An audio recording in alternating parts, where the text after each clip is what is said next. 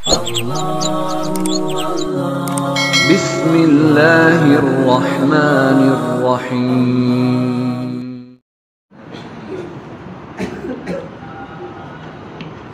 الحمد للہ وکفا وسلام علی عباده الذین اصطفى اما بعد قال النبی صلی اللہ علیہ وسلم اقرأ وارتق ورتل كما كنت ترتل في الدنيا فإن منزلك عند آخر آية تقرأها سبحان ربك رب العزة عما يصفون وسلام على المرسلين والحمد لله رب العالمين اللهم صل على سيدنا محمد وعلى آل سيدنا محمد وبارك وسلم اللهم صل على سيدنا محمد وعلى آل سيدنا محمد وبارك وسلم اللهم صل على سيدنا محمد وعلى آل سيدنا محمد وبارك وسلم اما بعد قابل احترام حضرات علماء کرام، حفاظ اعظام، معزز سامعین اور عزیز بچوں،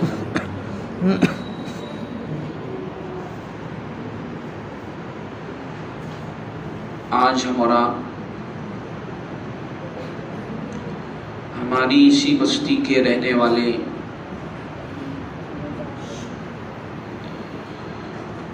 مہد ملت کے شعبہ عالمیت کے اندر زیر تعلیم عزیزم محمد طارق کے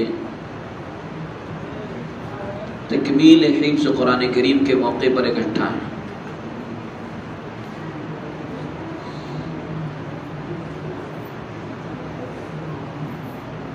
قاری صاحب نے بتائی یہ بات کہ حفظ قرآن کریم یہ اللہ کی جانب سے عطیہ ہوا کرتی ہے۔ ہر کسی کو اللہ رب العزت یہ دولت نہیں دیتا، اور جس کو میں اپنے الفاظ میں یوں کہتا ہوں کہ اللہ کی جانب سے سلیکشن ہوتا ہے، الیکشن نہیں ہوتا۔ اللہ کی جانب سے انتخاب ہوتا ہے، اللہ کی جانب سے چنا جاتا ہے کہ اس بندے کو اور اس بندے کے سینے کو ہم اپنے قرآن کریم کی حفاظت کے لیے، قرآن کریم کو یاد کروانے کے لیے منتخب کریں گے۔ اور ظاہر سی بات ہے، میں اپنے گھر کسی خوشی میں، کسی فنکشن میں، کسی پروگرام میں اسی کو بلاؤں گا، اسی کو انوائٹ کروں گا جس کا میرا اچھا تعلق ہے، جس سے مجھے محبت ہے، جس کو میں چاہتا ہوں، پسند کرتا ہوں۔ اور میں کوئی اہم چیز کسی کو دینے کے لیے اسی کو منتخب کروں گا جس کو میں پسند کروں گا۔ قرآن کریم یہ وہ اللہ کا وہ کلام ہے جو خود اللہ کی ذات سے نکلا ہے، یہ اللہ کی ذات سے نکلا ہے۔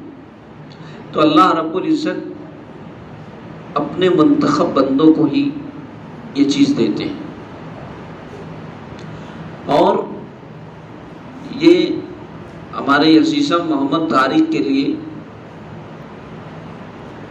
کہنا چاہیے بہت خوشی کی بات ہے کہ انہوں نے عالمیت کے ساتھ ساتھ حفظ قرآن کریم بھی کر لیا۔ ذوق اور شوق کی بات ہوتی ہے، اور قاری صاحب نے بھی بہت سارے واقعات سنائے کہ کتنے کم وقت میں کیسے کیسے لوگوں نے حفظ کر لیا۔ حضرت امام ابو حنیفہ رحمۃ اللہ علیہ 4 اماموں کے اندر ایک امام ہے،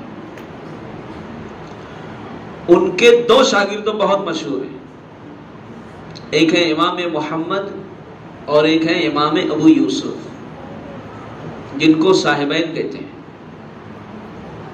تو ان میں سے جو امام محمد رحمت اللہ علیہ ہیں، ان کے والد فوجی تھے،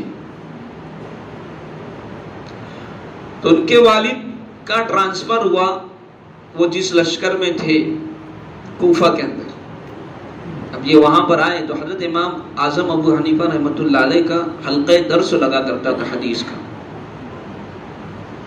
اور حضرت امام اعظم ابو حنیفہ رحمۃ اللہ علیہ اپنے درس کے اندر سب کو حاضری کی اجازت نہیں دیتے تھے، سب کا اپنے مدرسے کے اندر داخلہ نہیں کرتے تھے، ان کا اپنا ایک معیار تھا، پہلے چیک کرتے تھے شوق ہے کہ نہیں، ذوق ہے کہ نہیں، فکر ہے کہ نہیں، لگن اور گھڑن ہے کہ نہیں، واقعی اس کے اندر تڑپ اور درد ہے کہ نہیں۔ امام محمد رحمت اللہ علیہ 12-13 سال کی کچھ عمر تھی، حضرت امام اعظم ابو حنیفہ رحمت اللہ علیہ کے حلقہ درس کے اندر شامل ہونے کے لیے، اس کو ہم یوں کہہ سکتے ہیں کہ حضرت امام اعظم ابو حنیفہ رحمت اللہ علیہ کے مدرسے کے اندر داخل ہونے کے لیے وہ تشریف لائے۔ تو حضرت امام اعظم ابو حنیفہ رحمت اللہ علیہ نے آزمانے کے لیے کہ واقعی ان کے اندر طلب ہے کہ نہیں، پوچھا حافظ قرآن ہوں، قرآن کریم یاد ہے؟ قرآن کریم تو یاد نہیں ہے۔ فرمایا جاؤ اور جا کر کے قرآن کریم یاد کر کے حفظ کر کے آؤ، تب میں تمہارا داخلہ لوں گا۔ اب یہ بات آئی گئی ہو گئی، گئے کہتے نہیں کہ اگر کسی نے دل پر لے لیا تو اس کے لیے بھی کچھ مشکل نہیں، دل پر لینے کی اصل بات ہے۔ امام محمد رحمت اللہ علیہ کے اندر شوق تھا، اور وہ یہ چاہتے تھے کہ میں حضرت امام اعظم ابو حنیفہ رحمت اللہ علیہ کے حلقہ درس کے اندر شامل ہوں، اور آپ کی زبان مبارک سے میں جناب نبی کریم صلی اللہ علیہ وسلم کی احادیث کو سنوں اور اس کو محفوظ کروں اور لوگوں تک اس کو پہنچاؤں۔ چنانچہ گئے، حفظ کرنا شروع کر دیا، اور دوسرا ہفتہ آیا، واپس آ گئے امام ابو حنیفہ رحمۃ اللہ علیہ کے پاس، کہا کہ حضرت داخلہ چاہتا ہوں۔ کہا کہ بھی تو تم پچھلے ہفتے آئے تھے، میں نے کہا تھا کہ شرط تو ہے قرآن کریم کا حافظ ہونے کی، تو پھر یاد کیا؟ کہا کہ جی ہاں حضرت میں نے یاد کر لیا ہے۔ سناؤ، ادھر ادھر سے امتحان لیا، برابر سنا۔ ایک ہفتے کے اندر حضرت امام محمد رحمت اللہ علیہ نے قرآن کریم کو حفظ کر لیا، ایک ہفتے میں، کوئی مشکل بات نہیں، اصل دل پر لینا ہے۔ مالیگاؤں شہر کے اندر آج بھی ایسے لوگ ہیں جو سال کا سال نہیں آنے پاتا، قرآن کریم یاد کر لیتے۔ ابھی 2-3 سال پہلے کی بات ہے، مسجد فیضان القرآن، مدرسہ فیضان القرآن نئی مسجد اسلام پورہ کے اندر یہ مدرسہ واقع ہے، وہاں سے ایک طالب علم نے اسکول پڑھتے ہوئے 1 سال کے اندر قرآن کریم کا حفظ کر لیا۔ شہر کے اندر ایک عالم ہے جن کو میں جانتا ہوں، عالم ہونے کے بعد انہوں نے صرف 6 مہینے کے اندر حفظ کر لیا، 6 مہینے کے اندر۔ ابھی دارالعلوم دیوبند کے بانی حضرت مولانا قاسم نانوتوی رحمت اللہ علیہ کا واقعہ سنایا قاری صاحب نے، انہوں نے صرف ٹائمنگ بتا دی، لیکن دراصل اس کے پیچھے ایک واقعہ ہے۔ وہ واقعہ یہ ہے کہ پہلے زمانے میں ہوائی جہاز تو تھی نہیں، یہ ابھی بیٹھے اور اڑ کر کے وہاں پہنچ گئے۔ عمرہ کرنے والے کو اور حج کرنے والے کو جو لوگ پہنچانے جاتے ہیں ممبئی، وہ ممبئی سے مالیگاؤں نہیں آنے پاتے، یہ سعودیہ پہنچ جاتے ہیں، ہے کہ نہیں؟ سعودیہ پہنچ گئے، فون کر رہے ہو، اتر گئے ایئرپورٹ پہ، 1 گھنٹے بعد مکہ، 2 گھنٹے بعد عمرہ، پہلے ہوائی جہاز نہیں، عمرہ کرنے جانا ہے، حج کرنے جانا ہے، پانی کے جہاز. اور پانی کا جہاز بھی جو ایسا نہیں کہ ابھی کے جیسا ایک دم تیز رفتار نہیں، بلکہ ہوا کے رحم و کرم پر. اب چلے بھائی حج کرنے کے لیے، ایک جہاز کے اندر سوار ہوئی حضرت نانوتوی رحمۃ اللہ علیہ بھی اور بھی بہت سارے لوگ جو حج کرنے کے لیے جا رہے تھے. اب رمضان کے پہلے سے جانا پڑا، مہینوں چلتے نا، کیونکہ پتہ چلا طوفان آیا تو اشکولے کھاتے کھاتے ہے نا 5 دن پیچھے چلے گا، 8 دن پیچھے چلے گا، ایسا ہوگا. مسائل تھے، تھوڑا پہلے نکلتے تھے. اب نکلے تو رمضان کا چاند آ گیا، رمضان کا چاند نکل کر کے آ گیا. اب اس میں نہیں، 1 دن باقی تھا، اس کو رمضان کے چاند کا ایک دم بس 1 دن باقی ہے کہ بھائی اب چاند نکلنا ہے. اب اس میں تحقیقات ہوئی کہ بھائی کوئی حافظ صاحب ہے کہ نہیں. اب اپنے ہاں تو پہلی کے حافظ لوگ، پہلی سے حافظ لوگ. ہاں ہم لوگوں کو قدر نہیں ہے، حافظ لوگوں کو ہم لوگ کو قدر نہیں. کیوں؟ گھر کی مرغی دال برابر. گھر میں مرغی ہے تو میں بولے ہاں گھر ہی میں تو تھی، اب خرید کے لائیں گے تو مرغی لایا، خرید کے لایا 200 روپے میں لایا. کیوں؟ ہاں اور گھر میں تھی، بولے گھر میں گھر کی چیز ہے نا، تو اس کو ہی بولتے گھر کی مرغی دال برابر. اب گھر میں اتنے محلے میں اتنے حافظ ہے، بولے وہ نہیں اور نہیں اور سے یہ نہیں وہ نہیں ایسے. اور پورے جہاز پہ ڈھنول مچی، کوئی حافظ صاحب ہے کہ نہیں، ہے کہ نہیں، ہے کہ نہیں، ہے کہ نہیں. اب اتفاق سے کوئی نہیں تھا اس پہ، پورے جہاز میں جو بھی 200-300 لوگ تھے، ایک بھی آدمی حافظ نہیں. حضرت مولانا قاسم نانوتوی، ہاں بولے مولانا لوگ ہیں بولے، لیکن حافظ نہیں. حضرت نانوتوی رحمت اللہ علیہ یہ اسی جہاز کے اندر تھے. ان کو بھی فکر ہوئی کہ ہاں یار کوئی حافظ نہیں. اب اس سال کی تراویح جو ہوگی ہماری بغیر قرآن کریم کے ہوگی. حضرت نے عزم کیا، یہ فیصلہ کیا کہ میں خود سناؤں گا.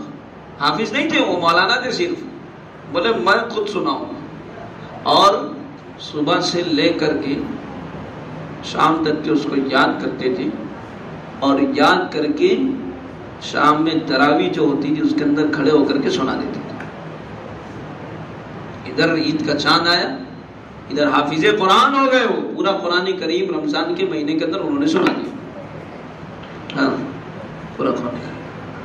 اور ایسے حافظ ہو جانا الگ ہے، اور تراویح میں سنا دینا الگ ہے. فرق ہے دونوں میں، بہت فرق ہے دونوں. تراویح کے اندر الگ ذہن چلتا ہے، تراویح کے اندر الگ مسئلہ ہو جاتا ہے. اے بیٹے، اے بیٹے بیٹھ جاؤ، بیٹھ جاؤ، بیٹھ جاؤ. ایک بھی اٹھنا نہیں ہوتا، دیکھنا نہیں، سننا نہیں ہوتا. تراویح کے اندر الگ بات ہوتی ہے سنانے کی. یہ بہرحال تراویح کے اندر انہوں نے یاد کیا، اتنا پختہ یاد کیا ہوگا، اور تراویح کے اندر انہوں نے کھڑا ہو کر کے سنا دی. اس طریقے سے 1 مہینے کے اندر انہوں نے قرآن کریم کا حفظ کر لیا. بہرحال یہ اللہ کی جانب سے بہت بڑا عطیہ ہے حفاظ کرام کے لیے. اور جیسا کہ قاری صاحب نے ایک بات جو بہت اہم بتائی کہ حفظ کرنا ہے تو کس کے لیے؟ تراویح پڑھانے کے لیے.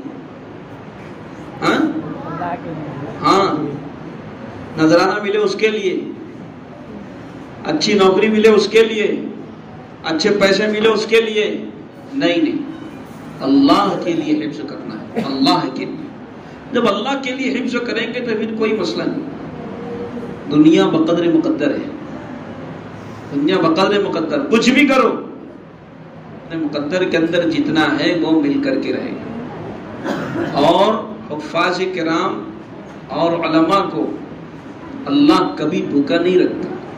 پھر ذوالفقار نقشبندی نے اپنے خطبات کے اندر یہ اس بات کا تذکرہ کیا ہے کہ میں نے پوری دنیا گھومی ہے، میں نے کبھی کسی عالم کو یا کسی حافظ کو بھوکا سوتے نہیں دیکھا، خودکشی کرتے نہیں دیکھا. لیکن میں نے ہاں دیکھے MBBS ڈاکٹر کو میں نے خودکشی کرتے ہوئے دیکھا، MBBS ڈاکٹر بھوک سے تڑپتے ہوئے مرتے ہوئے دیکھا۔ MBBS ڈاکٹر بہت بڑی ڈگری ہوتی ہے اس میں، لیکن اللہ پاک عالم کو اور حافظ کو کبھی موقع نہیں دیتا۔ لیکن بس یہی ہے کہ وہ عالم اور وہ حافظ وہ اپنا مقام اور اپنا مرتبہ پہچانے، ہاں، اس کی نظر جیب پر نہیں ہو، اس کی نظر غیب پر ہو، اللہ پاک ضرور بھی ضرور نوازے گا۔ بہت بہت مبارکباد کی قابل ہے یہ مولوی طارق صاحب، حافظ طارق صاحب اور ان کے پیچھے محنت کرنے والے مسجد اعظم کے امام و خطیب مفتی ظہیر احمد صاحب، انہوں نے محنت کی ہے۔ دیکھو بغیر استاذ کے کچھ نہیں ہے، کوئی طالب علم اگر اکیلا حفظ کرنا چاہے نہیں کر سکتے، اس میں جہاں طالب علموں نے محنت کی ہے وہیں پر ان کے پیچھے ان کے استاذ نے بھی بہت محنت کی ہے، یہ واقعی مبارکباد کی قابل ہے۔ میں اپنی جانب سے دل کی گہرائیوں سے ان کو مبارکباد پیش کرتا ہوں۔ اور قاری صاحب نے جو ایک بات یہ کہی ہے کہ یا تو خود حافظ بن جاؤ، ہے نا، یا اپنے بچوں کو حافظ بنا دو، یا تو پھر اپنے خرچ سے کسی کو حافظ بنا دو، یہ بہت ضروری ہے۔ ہم لوگ بہت انتظام کر لیتے ہیں، بولے یار اپنے ذرا آڑے وقت میں کام آنے کے واسطے کوئی چیز رکھ لو، ہاں بھائی بھی کیسا ہے، بولے حالات بہت خراب ہیں، یہ کورونا ہے، بولے ابھی کچھ بھی ہو جائے گا، ہے نا، لاک ڈاؤن آنے والا ہے، بولے دیکھو یہ ذرا بڑا لفڑا ہو جائے گا، یہ ایسا ہونے والا ہے ویسا ہونے والا ہے۔ آدمی آڑے ٹائم کا سے کیا کرتا، بینکوں میں ڈال دیتا، ہے نا، اندر کباڑ کے اندر ڈال دیتا، کسی کے پاس رکھوا دیتا، بولے اس کو رکھ دو، کیوں؟ آڑے وقت وہ کام آئے گا۔ ہمارا سب سے آڑا وقت قیامت کا وقت آنے والا ہے، یہ سمجھ کے چلو، سب سے آڑا وقت ہوگا۔ ہاں یہاں دنیا میں پھنسے کوئی بھی نکال دیتا ہے، پولیس اسٹیشن میں اگر پھنس گئے نا تو اس کو لگا کر کے کچھ ٹیبل کے اوپر سے کچھ نیچے سے جھوٹی سچی بول کر کے نئی نچلی court session high court supreme court جا کر کے اس سے کنیکشن کر کے جھوٹ فساد بک کر کے، اور نہیں تو سامنے والی پارٹی سے مانڈوالی کر کے، ہے نا، گواہوں کو سیٹ کر کے، سب کر سکتے ہیں ہم، لیکن وہ اللہ کے دربار میں ہم کچھ نہیں کر سکتے۔ وہ وہاں پہ جو ہے نا ایک دم خطرناک معاملہ ہے، ہاں تو وہ بہت خطرناک آڑا وقت آنے والا ہے، اس کے لیے بھی کچھ نہ کچھ تیاری کر کے جانا چاہیے۔ ہاں ایک دم اس کو دل پہ لو، سمجھو اس کو، بہت خطرناک آڑا وقت ہوگا، اور اس وقت تو کوئی کس کے کاموں میں آئے گا نہیں، یہی جو نیکیاں ہم کر کے جائیں گے یہ کام آنے والا ہے۔ اس لیے کوشش کریں خود حافظ بنے، اس کے لیے بھی کوئی عمر نہیں ہے، نیت کرو روزانہ ایک آیت حفظ کرو، اب موت آ گئی چلیں گے، ہے نا، اللہ کو بولیں گے ارے ہم تو نکلے تھے نا ادھر ہی آنے کو نکلے تھے ہم، ہاں 100 قتل کیا تھا ایک نے، ہے نا، حدیث پاک کے اندر 100 قتل کیا تھا، 99 قتل کیا تھا اس نے، تو 99 کے بعد تھوڑا سا دماغ کے اندر بات آئی، بتی جلی کہ یار تھوڑا سا اپنے کو جو ہے نا توبہ کر لینا چاہیے، تو پوچھا ایک مولانا سے جا کر کے کہ یار مولانا صاحب ایسا 99 میں نے قتل کر دیا ہے، اب وہ صرف وہ نیرے حافظ ہوں گے، ہے نا، یا پھر جذباتی ہوں گے ایک دم نالائق ہے، یہ ہے وہ ہے، جو بھی اپنے انداز میں، میں اپنے الفاظ میں اپنے انداز سے بول رہا ہوں، یعنی انہوں نے اس کو ڈانٹا ڈبا کہ تو اتنا گنہگار ہے، یہ ہے وہ ہے۔ ایک بات سمجھ لو، کوئی آدمی گنہگار ہے، کوئی آدمی گناہ کرتا ہے تو اس سے نفرت نہیں کرنے کا، اس سے نہیں نفرت کرنے کا، اس کے فعل سے نفرت کرنے کا، گنہگار سے نفرت نہیں، گناہ سے نفرت ہونی چاہیے۔ ہاں ابھی ہمارے سماج میں جو لوگ ایک مرتبہ بگڑ جاتے ہیں نا تو دوبارہ صحیح جو ہوتا نہیں نا، اس کی وجہ وہی ہوتی۔ ہم لوگ کیا کرتے، اس کو ایک دم اس کے اوپر لال پلی پاڑ دیتے نا، بولے وہ چور ہے، وہ بولے وہ بدماش ہے، وہ بولے وہ ڈاکو ہے، وہ بولے وہ زانی ہے، وہ بولے وہ قاتل ہے، بس اگر اس کی آنکھ کھلی توبہ کر لینا تو پھر ارے کاہے کو اس کو اس کا گناہ یاد دلا رہے پچھلا۔ تو وہ عالم صاحب جو تھے وہ فوراً جذبات پہ آ تو اس کو کم زیادہ بولنے، اب اس کا دماغ ہو ایک دم سٹک گیا، بھائی وہ پاگل بھیجے گا، ہے نا، سینچری پوری نہیں ہوئی تھی، مارا ایک، بولے تیرا بھی چل کام دم، سینچری پوری کر لی اس نے۔ اس کے بعد اب 100 قتل ہوگا اس کے بعد، لیکن پھر بھی اس کے دل کے اندر، دماغ کے اندر بات ہے کہ نہیں یار یہ توبہ کرنی چاہیے. چنانچہ پھر کسی سے ملاقات ہوئی اور اچھے تھے وہ، انہوں نے کہا کہ بھائی دیکھو یہ فلاں بستی ہے، تم فلاں بستی کے اندر جاؤ، وہاں نیک لوگ رہتے ہیں، ہو سکتا ہے تم وہاں پر جائے گے تو تمہاری اصلاح ہو جائے گی. اب یہ نکلا ہے، جانے کے لیے راستے میں نکلا ہے، اس کا درمیان میں انتقال ہو گیا، انتقال ہو گیا اس کا. ابھی توبہ نہیں کیا اس نے، توبہ کے ارادے سے چلا ہے، ابھی پہنچا نہیں وہاں پہ، پہنچنے کی نیت لے کر کے نکلا ہے. لیکن کیا ہوا، ارے جب اس کا انتقال ہو گیا نا تو دونوں طرح کے فرشتے آئے، دونوں طرح کے فرشتے. ہاں، پوار واڑی کی بھی پولیس اسٹیشن کے لوگ آئے اور آزاد نگر والے بھی آئے، بولے ہماری حدی ہے.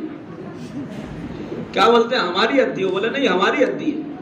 تو نیکی والے فرشتے بھی آئے، جو نیک لوگوں کو لے کے جاتے ہیں نا فرشتے، وہ آئے، اور جو برے لوگوں کو لے جاتے ہیں نا اللہ کی جو فوج ہے وہ بھی دونوں آ گئے، دونوں طرح کی فوج آ گئی. اب دونوں نے آپس میں نا بحث و مباحثہ شروع کر دیا. بولے ہم لے کے جائیں گے. جو نیکی والے تھے بولے ہم لے کر کے جائیں گے. بولے کائے کو تم لے جائیں گے؟ بولے وہ نیکی کے ارادے سے چلا تھا. تو بدی والے بولے چلا تھا، پہنچا نہیں تھا، 100 قتل کیا ہے، کم نہیں تھا وہ، ہم لے جائیں گے. تو اللہ نے، یہ حدیث پاک کے اندر ہے، حدیث پاک باقاعدہ مباحثہ ہوا ان کا. تو اللہ نے ایک فرشتے کو ان کے پاس بھیجا ہے نا، منصف بنا کر کے. وہ فرشتہ آیا اور کہا کیا بات ہے، کیوں جھگڑا کر رہے ہو؟ تھوڑا سمجھدار دکھا وہ فرشتہ. تو دونوں پارٹی لوگ بولے دیکھو ایسی بات ہے، ایسی بات ہے، چلو ٹھیک ہے ایسی بات ہے، کوئی مسئلہ نہیں. ایک کام کرو، ٹیپ لگا لو. کیا کرو؟ ٹیپ لگا لو. ٹیپ لگایا گیا. ہاں، موجنی کی گئی زمین کی، ادھر سے بھی موجو جہاں سے چلا تھا وہاں سے، اور جہاں تک جانا ہے وہاں تک. دیکھو تو باقاعدہ روایت کے الفاظ ہے کہ اللہ نے زمین کو سکیڑ دیا ہے، سکیڑ دیا زمین کو، اور وہ راستہ قریب بتایا. اس بنا پر وہ راستہ قریب ہو گیا جہاں نیک لوگوں کی طرف وہ جا رہا تھا. جب موجنی ہوئی، اپنے نیکی کا جو مقام تھا وہ قریب تھا، فیصلہ ہو گیا، نیکی والے اس کو لے کر کے چلے گئے. ہاں تو نیت کریں، ایک آیت بھی جو کریں، کوئی مسئلہ نہیں. کیا مغالب کریں گے انشاءاللہ؟ پکا؟ دیکھو ہے نہیں، دیکھو انشاءاللہ ہمارے مقدم ماشاءاللہ ان کا قرآن بہت اچھا ہے، بہت پڑھتے ہیں، تلاوت کرتے ہیں. میں ان سے واقف ہوں، اس لیے میں نے ان کا نام لیا، باقی دوسرے لوگوں کو میں نہیں جانتا. لیکن انشاءاللہ وہ ارادہ کر رہے نا انشاءاللہ. تو